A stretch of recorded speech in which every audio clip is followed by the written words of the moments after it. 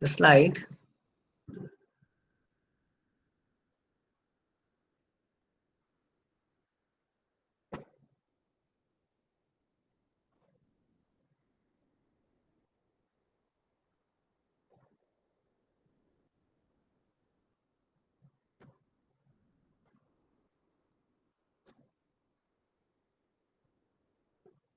So which I think you are seeing Foucault's discourse.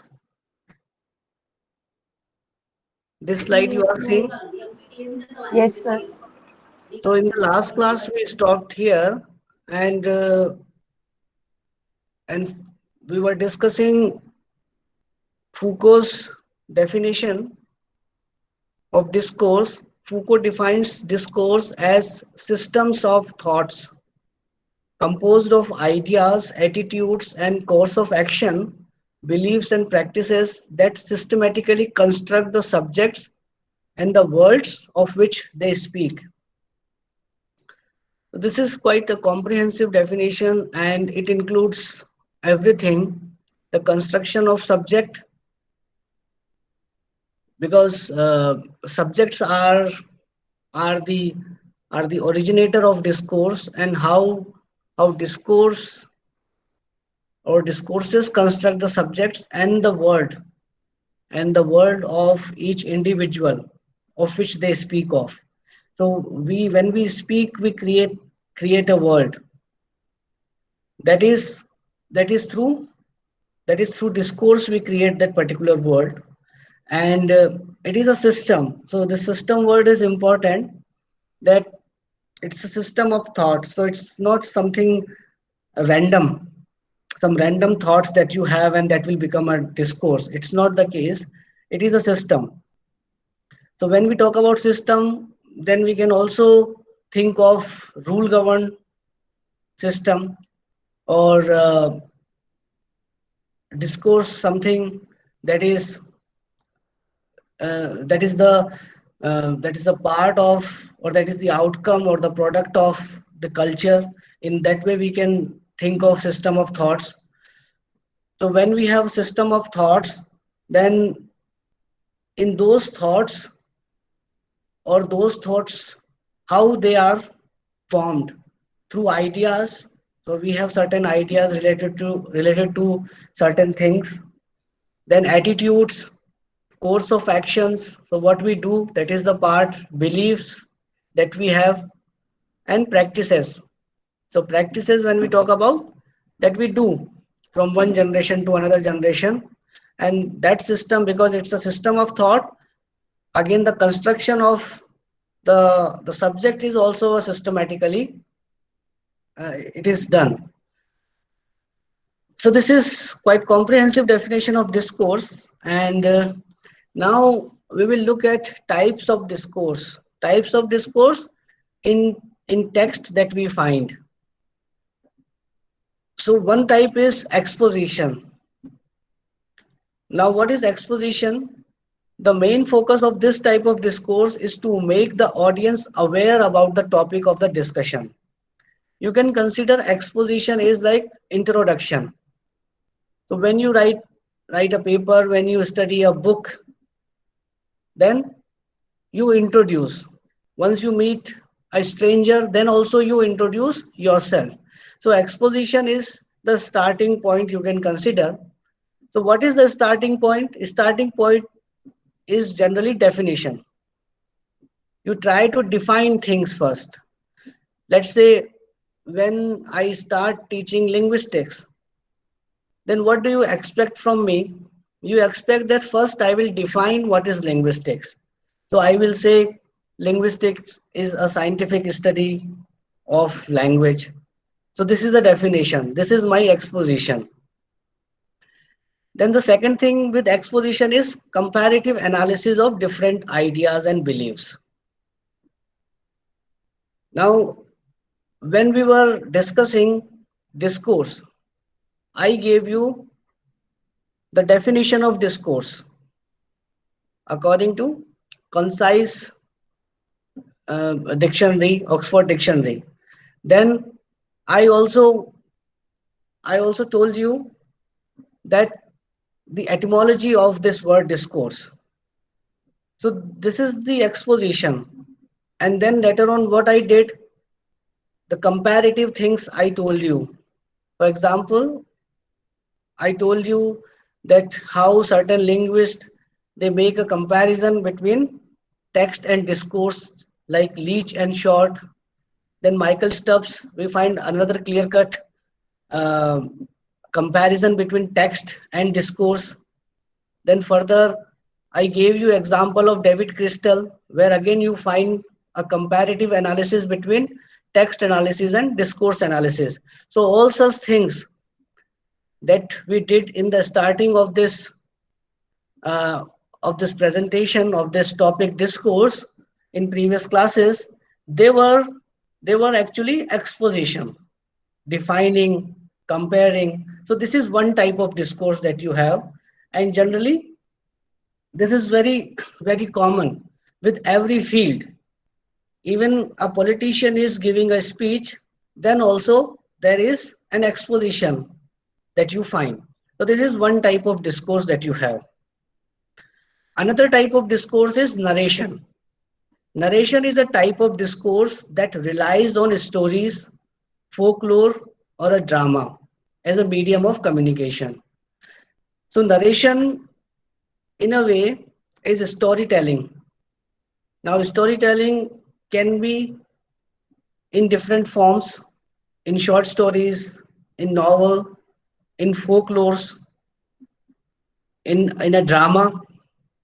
So they are medium of communication, but they are not medium of spoken communication as we generally do uh, when we talk to our friends or when we talk to the family member. But they need some formal setup, some occasion, some practice.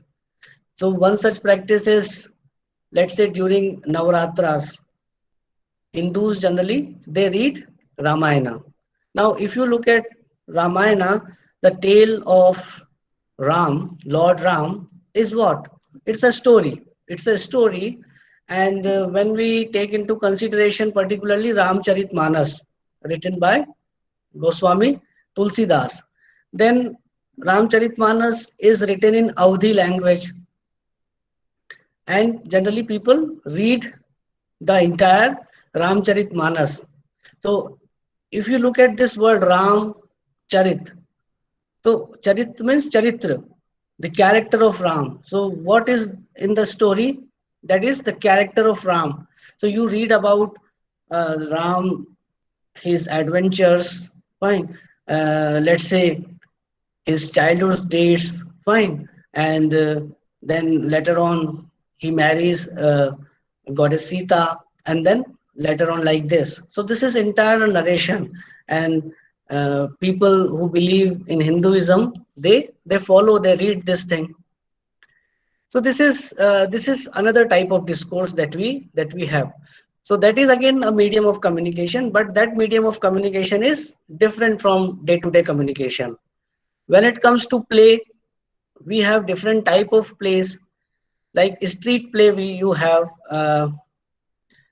So when I was in JNU, Jawaharlal Nehru University, I was quite active in my first semester, and I took active part in street play. So I was also a player, street player, and each street player, let's say in a play there are 8 to 10 street players.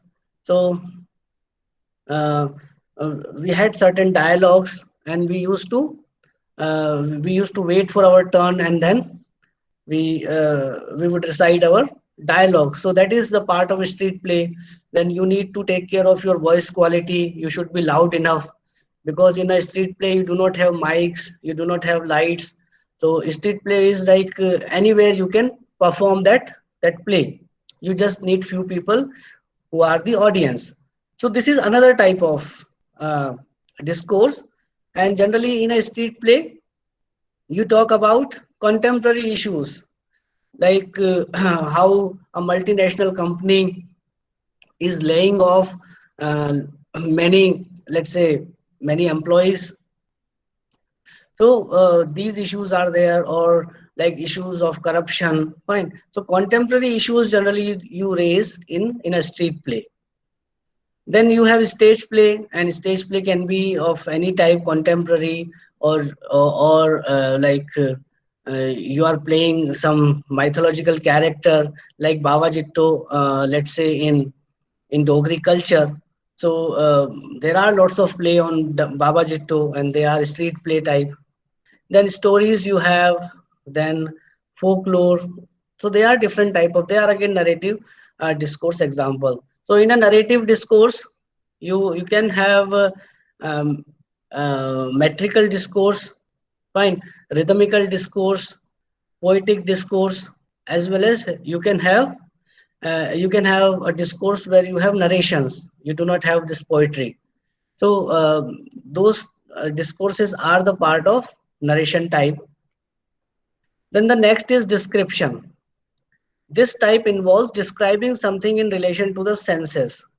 Descriptive discourse enables the audience to develop a mental picture of what is being discussed. Descriptive parts of novel or essay are descriptive discourse examples.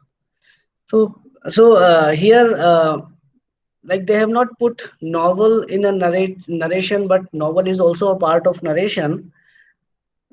Uh, but when you talk about description, like fine description in a novel, like there is a description of a room, how the room is set, or what are the things that are there in the room. Now 3 4 pages, the writer describes that the setting of the room or the nature, like there is an observation, very fine observation of nature that is there.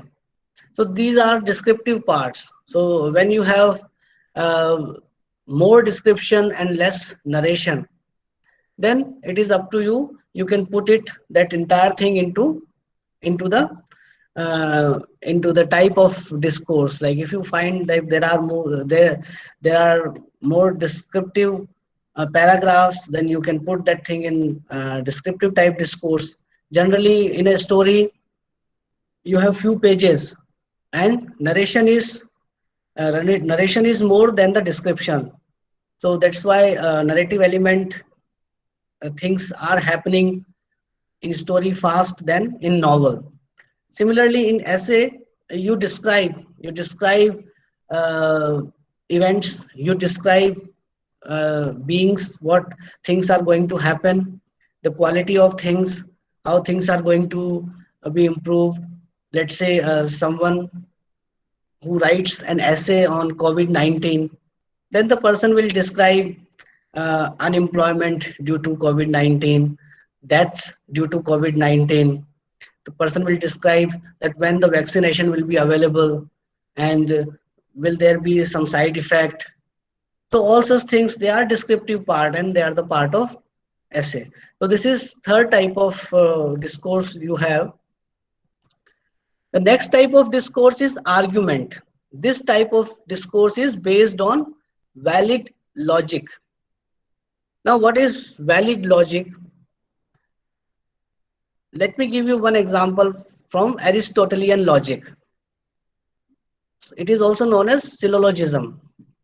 Now, Socrates is a man, fine, or you can say Socrates is a man, and second is all men are mortal.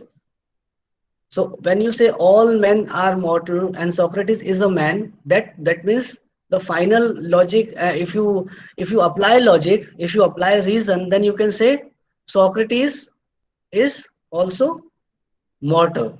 Mortal is someone who will die one day, who will die. So all of us are mortal beings. So this is how argument works, based on logic and correct reasoning.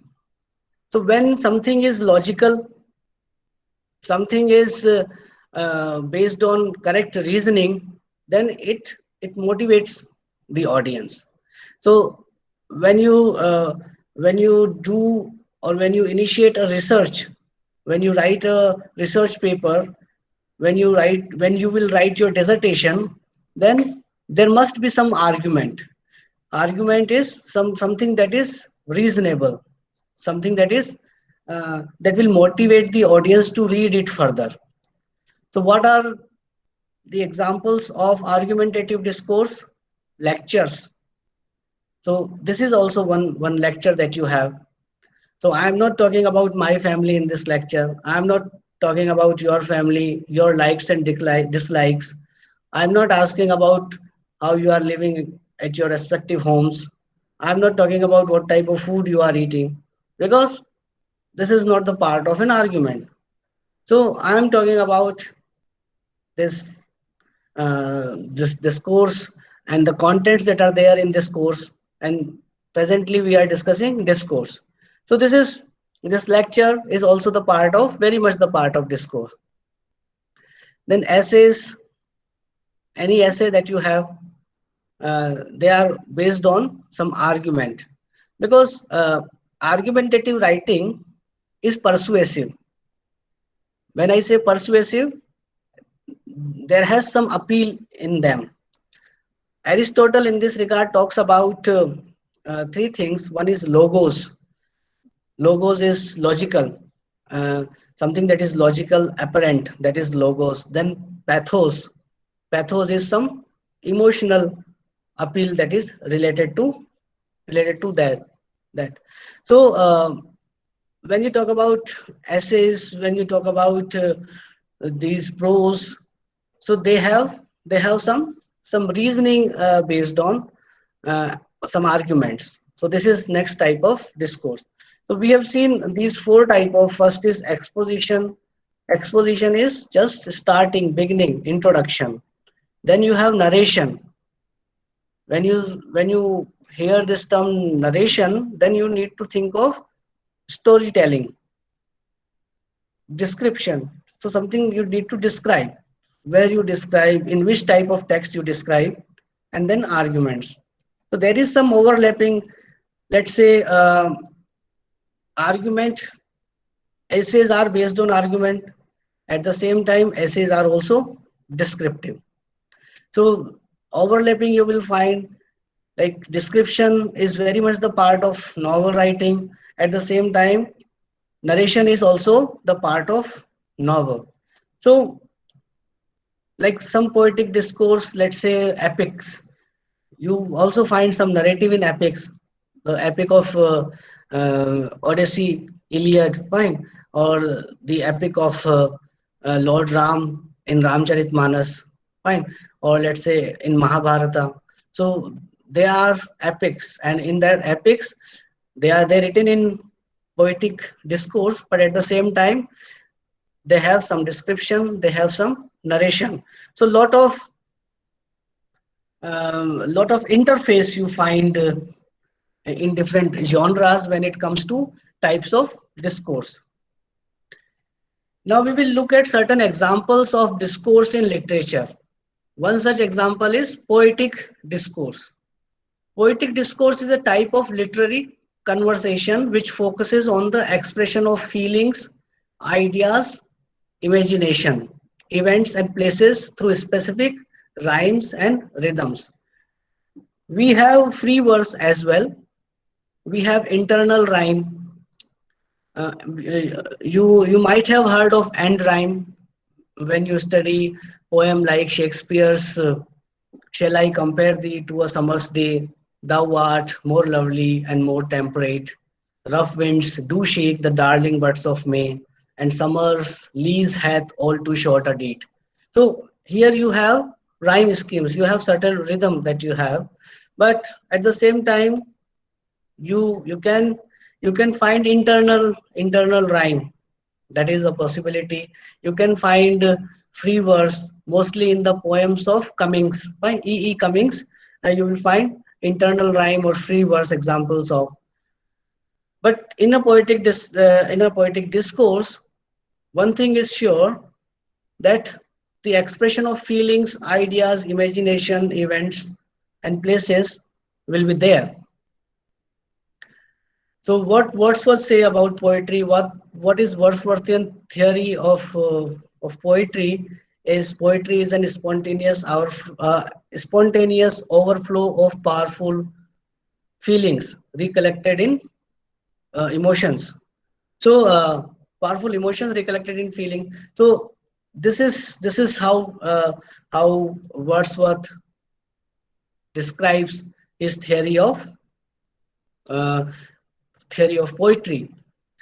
But on the contrary, you will find T.S. Eliot, and T.S. Eliot says that poetry is a turning loose of. It's not a turning loose of emotions, but an escape of from emotions. So this is again contrary to Wordsworthian theory of poetic discourse that you have. But what is more important in poetic discourse, that poetic discourse makes use of common words in appealing ways to present feelings and emotions. So generally in poem, you find how poets they make common things strange. They make common things strange. So this entire discourse, poetic discourse, is a discourse where something is very common, but you need to make it more appealing. And how you can make it more appealing? By making it strange. So this is how this poetic discourse work. Now there is one example of poetic discourse from a poem written by Wordsworth, a character. So Wordsworth is writing on character, and I marvel how nature could ever find space for so many strange contrasts in one human face. First thing is there is a rhyme scheme, space and face that you find, and and the poet is talking about human nature, that a single human is a combination of so many contrasts that you find. There is thought and no thought, and there is paleness and bloom. So sadness and happiness is there. Sometimes you are thoughtful, sometimes you are not thoughtful, and bustle and sluggishness, pleasure and gloom. So here end rhyme is there because a b line A and B, they rhyme. Then C and D, they rhyme. Fine. Lots of repetition is there. There is thought and no thought, and then there is paleness and bloom. Fine. So and lots of and in the third line that you find. Then in the fourth line again three times and that you have. So this is how poetic discourse is constructed, because these four lines are written by Wordsworth, and Wordsworth generally write in simple English. So that's why it's very easy to understand what Wordsworth wants to say in this. That talking about different type of human nature that we find in this world. Then the next type of discourse is expressive discourse. Expressive discourse does not involve the presentation of facts or the motivating of others, but is rather a reflection of our emotions that form the foundation of our expressions. So important word here is reflection of our emotion. So it's like expressive discourse is like mirror, because once you look at the mirror, you find your reflection, and in expressive discourse we find the reflection of our emotions. So some text is very appealing, and you prefer to read that text. So why do you prefer to read that text? Because your emotions and the emotions that are there in the text, you find a reflection. So you find it appealing. So that is the way. So this expressive discourse is basically uh, not for motivating the other, like the audience, or the presentation of facts, but it is simply writer is expressing himself or herself. So here one such form, that is the diary of Samuel Pepys. So here Samuel Pepys is writing the diary, and what he is saying: we met very early at our office this morning to pick out the 25 ships which are to be first paid off. After that, to Westminster and dined with Mr. Dalton at his office, where we had one great cod dish. But our papers not being done, we could not make an end of our business till Monday next. Mr. Dalton and I over the water to our landlord Venley, with whom we agree as to Dalton. So this is only the day-to-day events, but the writer is expressing. So there is a possibility that once you write a diary, and generally in diary you write about things that have happened or that happened. So there is a possibility that you find certain factual information, but since diary writing is an outcome of one single person's subjective thoughts, so you can't say that whatever the writer is mentioning, that is pure facts, because there is a possibility that you manipulate or you hide certain information that you don't want that later on other people will read. So all such things are very much the part of diary writing as well. So basically we can take this diary writing as expressive discourse. Then you have examples of transactional discourse. The basic aim in this kind of discourse is to convey the message in such a way that it is clearly understood without any confusion. So in this type of discourse, like official discourse, you avoid ambiguity. That means what you write, that you mean. It is not the thing that you write something and you mean differently. Generally in novels, in poems, in short stories, we have different type of interpretations. And why do we have different type of interpretations? Because different we have more meaningfulness associated with them. So they are the part of, let's say, expressive discourse. They can be the part of um, poetic discourse, but they are not the part of transactional discourse, because transactional discourse are not ambiguous. Whatever is said has no ambiguity. Everything is clear for the reader. Usually this type of discourse in is in active voice, so you prefer active voice. You prefer saying something directly.